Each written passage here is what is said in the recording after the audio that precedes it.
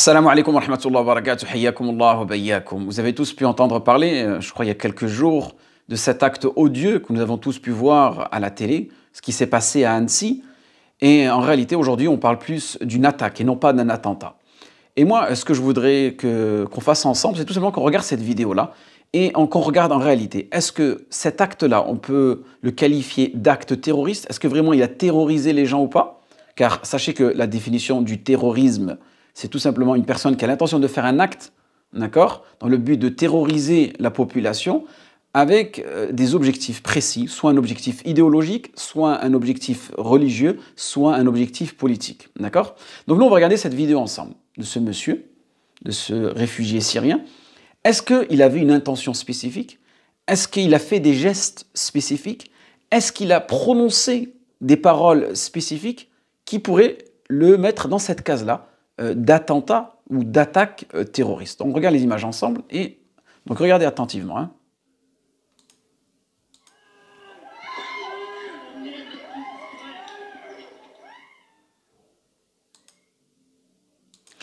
Donc, vous avez pu voir ce monsieur dire au nom de Jésus-Christ. Et vous allez voir, en réalité, à un moment, il brandit et il sort sa croix. Donc, je vous remontre la vidéo et vous allez le voir. Donc, dans sa main droite, il a un couteau. Et dans sa main gauche, qu'est-ce qu'il a? Il a sa croix, il la montre, il la brandit comme ça. Regardez bien.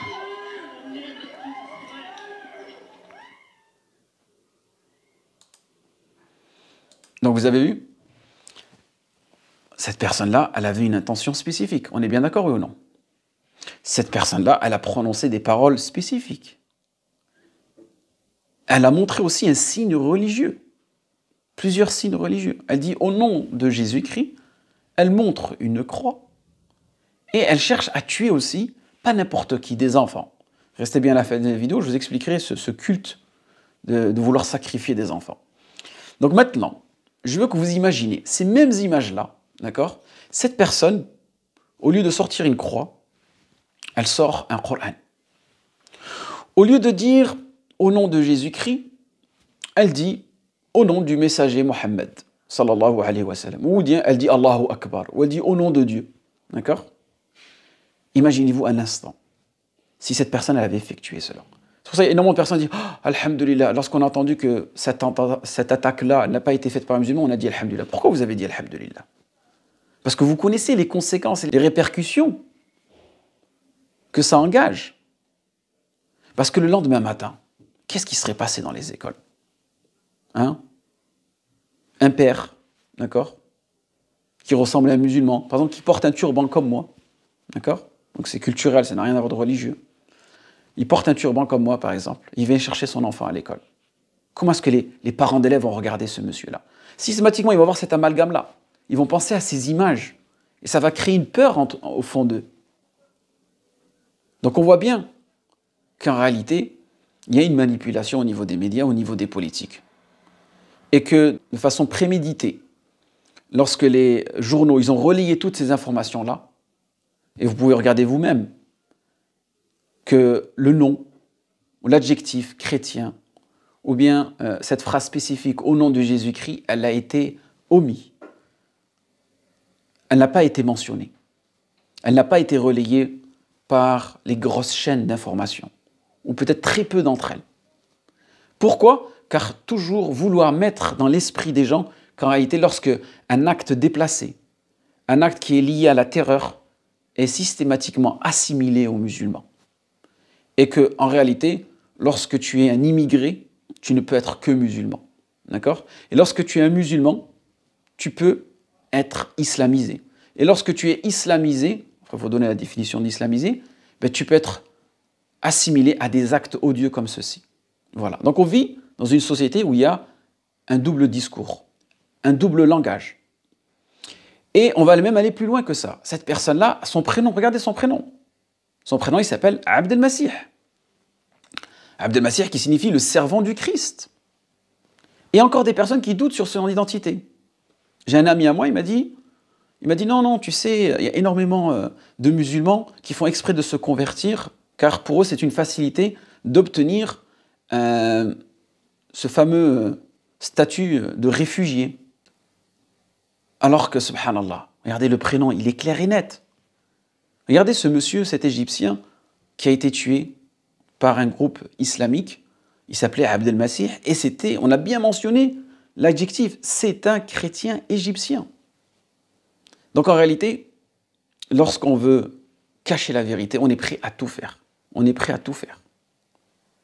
Et c'est là où, barakallahu fikoum, il faut que le musulman, en réalité, il dénonce ces types d'actes-là. Où est-ce que sont les chaînes musulmanes? Où est-ce qu'ils sont les articles musulmans? Les blogs musulmans, pour montrer qu'en réalité, il y a un double discours. Et que les gens, maintenant, doivent comprendre qu'on arrête d'assimiler tout acte négatif aux musulmans. Et qu'en réalité, il faut faire preuve d'équité. Si vous êtes prêt à assimiler des actes négatifs aux musulmans, ben faites la même chose lorsqu'il y a des actes positifs assimilés aux musulmans. Par exemple, la personne qui avait défendu un monsieur lors d'une attaque de couteau à Lidl, personne n'a mis le qualificatif que c'était un musulman. Non, c'était un bon citoyen. D'accord ? Mais lorsque cette personne-là, le rôle il est inversé, c'est lui qui attaque avec un couteau, ben là, systématiquement, on ne dit plus que c'est un citoyen, on dit que c'est un islamiste, un terroriste, et ainsi de suite. D'accord ? Et pour revenir aussi à ce culte de vouloir sacrifier des enfants, parce que cette personne-là, elle a, comme je vous ai dit, elle a identifié ses victimes. C'était des enfants. Il s'est attaqué à un enfant de 22 mois. Est-ce que vous savez qu'il y a une idéologie dans certaines religions, dans certaines civilisations, le fait de sacrifier des enfants? On retrouve ça aussi chez les francs-maçons, chez les Illuminati.